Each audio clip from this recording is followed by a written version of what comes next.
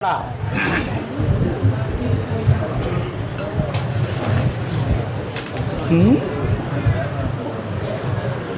பக்கத்தில் கருப்புசாமி நான் இருக்கேனா? இருக்கியா? கால் வந்துட்டு வா. நல்ல வந்துட்டியா? உட்கார். என்னடா வேணும் உனக்கு? உங்களுக்கே தெரியும், குடும்ப பிரச்சனை. அப்பா இறந்ததுக்கப்புறம் எல்லாமே மாறி போச்சு. அப்பா சைடு அம்மா சைடு எல்லாமே.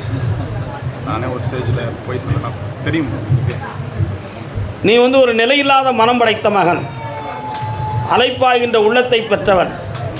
எல்லா சக்தியும் இருந்து நமக்கு யாரும் இல்லை அப்படிங்கிற ஒரு உள்ளம் உன் மனதுக்குள்ள தாழ்வு மனப்பான்மையாக இருக்கிறது.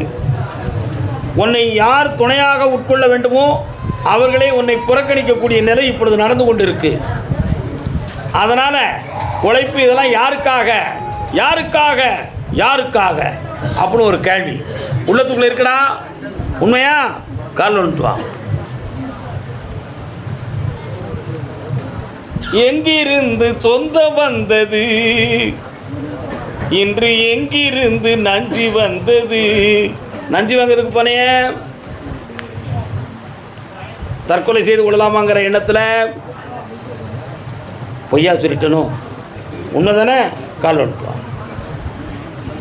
அங்கிருந்து ஆட்டுகின்றவன் அவன் ஆடுகின்ற நாடகம் மீது. அது யாரு? இந்த நாடகத்தை நடத்துகிறவன் யாரு? விதிநாதன். இப்போ உன் விதியை பார்த்தேன். 48 நாட்கள் கழிந்த பிறகு மகாராஜா மாதிரி வாடுவனி.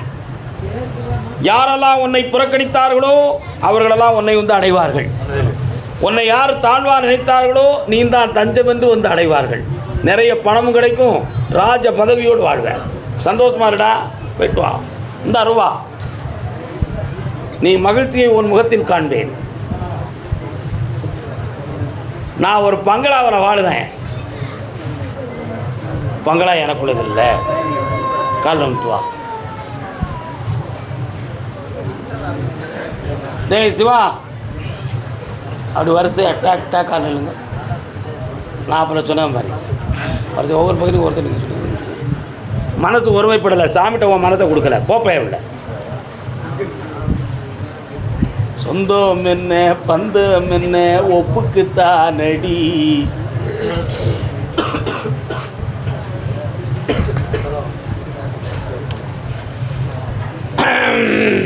தப்பா நினைக்கக்கூடாது. உன் பங்களா பக்கத்தில் இருக்கிறவன் உன்னை வேற மாதிரி சிந்தனை பண்ணிக்கிட்டு நோட் பண்ணிக்கிட்டு இருக்கான். நீ அதுக்கு வளைய மாட்டுக்கேன்னு நினைச்சி உனக்கு இடைஞ்சல் பண்ணிக்கிட்டு இருக்கான். புரியுதா? அவனுடைய பார்வையிலையும் பேச்சு நீ புரிஞ்சிருப்பிய. உண்மையா? கால் வந்துட்டு. உங்கள்கிட்ட சொல்லியிருக்க மாட்டாள, எனக்கு தெரியுங்க.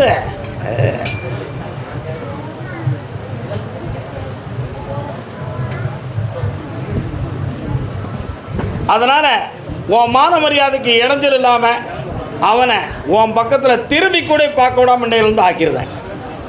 உனக்கு நிறைய சம்பளமும் கிடைக்கும், அந்த இடத்துல முழு உரிமையும் கிடைக்கும். வெற்றி இந்தா மகிழ்ச்சி பெறுவாய், ஆனந்தமும் அடைவாய். வாப்பா கருப்புசாமி, வாடா. கொடைக்கானல் ஐயா. கொடைக்கானலா உங்களுக்கு? வத்தலை கொண்டு கொடைக்கானலா?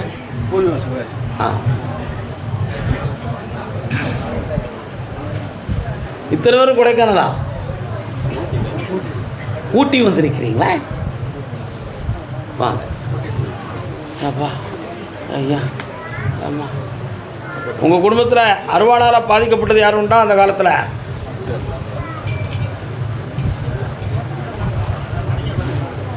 தெரியல. உங்களுக்கு தெரியாது. 3 தலைமுறைக்கு முன்னால் ஆயுதங்களால் காயப்பட்டு இறந்து போன ஒருவர் உண்டு. அவருடைய ஆத்மா உங்கள் குடும்பத்தை 3 தலைமுறையாகவே தொடர்ந்து இருக்கும். இப்போதைக்கு உங்கள் குடும்பத்தில் கடன்களும் மனவேதனையும் இருக்கும். இருக்கா? இருப்பிடம் உறுதியாக இங்கே இருக்கலாமா வேண்டாமாங்கிற சந்தேகம், ஐயப்பாடு உங்கள் உள்ளத்தில் இருக்கிறது. கருப்புசாமி காப்பாற்றுவான் அப்படிங்கிற பூரண நம்பிக்கையில் ஒவ்வொரு நாளும் மனதை கடவுள்கிட்ட விட்டு நீங்கள் காப்பாற்றப்பட்டு இருக்கீங்க. சில பேர்களால் பண இடைஞ்சலும் மன இடைஞ்சலும் நடக்கு. இந்த இடைஞ்சலிருந்து உங்களை காப்பாற்றி வாழ வைக்கக்கூடிய நல்ல நேரம் எனக்கு வந்துருச்சு. வேறு என்னடா வேணும் உனக்கு? இந்தா, தொழிலும் அமையும், செல்வமும் கிடைக்கும். முந்தி எப்படி அள்ளித்தந்த காசு 1000 கோடியாக மலரும். வாழ்க வாழ்க. டெல்லி. டெல்லி. ஊட்டியிலேருந்து வந்திருக்கிறான்னு தான் கேட்டேன், ஊட்டின்னு நான் கூப்பிடல. டெல்லி.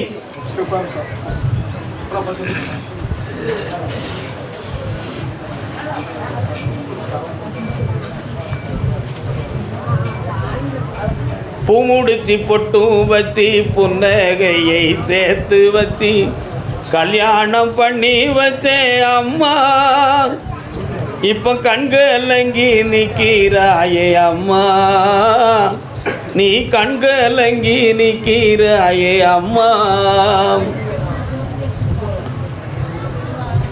என் கேள்விக்கு உறுதியான ஒரு பதில் மட்டும்தான் எனக்கு வேணும். உள்ளமார்ந்த பதிலாக இருக்கணும். அந்த பதில் எனக்கு கிடைச்சிடுதுன்னா அடுத்த நடைமுறை என்னையால் செம்மையாக்கிடுவேன். எப்பொழுதும் உள்மனசு வேறு, நல்மனசு வேறு, புறமனசு வேறு. புறமனசு உணர்ச்சியில் பேசும், நல்மனசு அறிவில் பேசும், ஆழ் மனசு தான் சத்தியத்தை பேசும். ஒத்துக்கிறியா? இப்போ ஆண் மனதில் உள்ள எனக்கு கேள்வி வேணும். உன் மனைவி உனக்கு வேணுமா?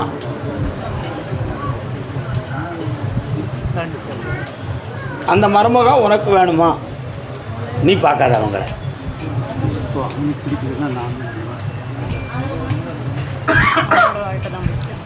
அந்த பொண்ணுடைய மனதும் உன்னை விட்டு இப்போ கொஞ்சம் அப்பாற்பட்டதாக இருக்கு.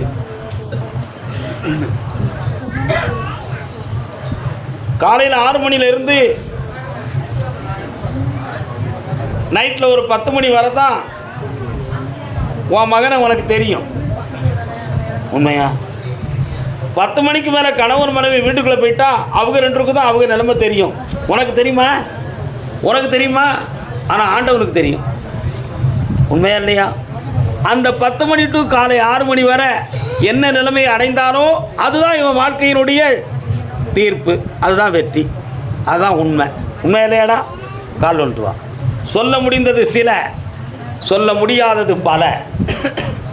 வாழ வேண்டும் என்ற தாகம், வாழ்க்கை இப்படி போச்சே என்ற ஒரு சோகம். சுபிட்சமான வாழ்வுக்கு வழி யார்? இதைவிட பிரம்மச்சாரியாக இருப்பதே மேல் என்ற எண்ணம் உன் உள்ளத்தில். இன்னொரு தடவை கால் வந்துட்டு வா. 3 மாத கால அவகாசத்தில் சட்டப்படியான ஒரு தீர்ப்பை உருவாக்கி தரேன். அந்த தீர்ப்புக்கு பிறகு டிசம்பர் மாதத்துக்குள்ள இவனுடைய மனநிலைகளில் புதிய வாழ்க்கையை நாட வைக்கின்ற சக்தி பிறக்கும். அதில் வெற்றியும் கிடைக்கும். அது வெளிநாடு சம்பந்தமான புதிய வாழ்வாக இருக்கும். வெற்றியாக்கி தரேன். என்னடா தாத்தா போய் சொல்லிட்டனும்? இல்லை இல்லை, அது சந்தோஷமாக இருங்க. இந்த மகளே ஆனந்தமாக இருங்கள். டியூமர் மாதிரி வந்து ஆப்ரேஷன் ஆகிருக்கு.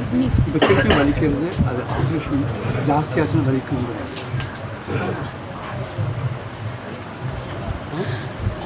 இல்லையே, அது அடுத்த வளர்ச்சிக்கு வரலை. வலி இருப்பது இயற்கை, அடுத்த வளர்ச்சிக்கு வரலை, சரியாயிடும். வீடு ரெஜிஸ்ட்ரேஷன் நான் முன்னையும் கேட்டாங்க, இன்னும் ஆகலை. அப்படியா? அப்படியா? அப்படியா? கருப்புசாமி, மார்ச் மாதம் சித்திரை பிறக்கட்டும்.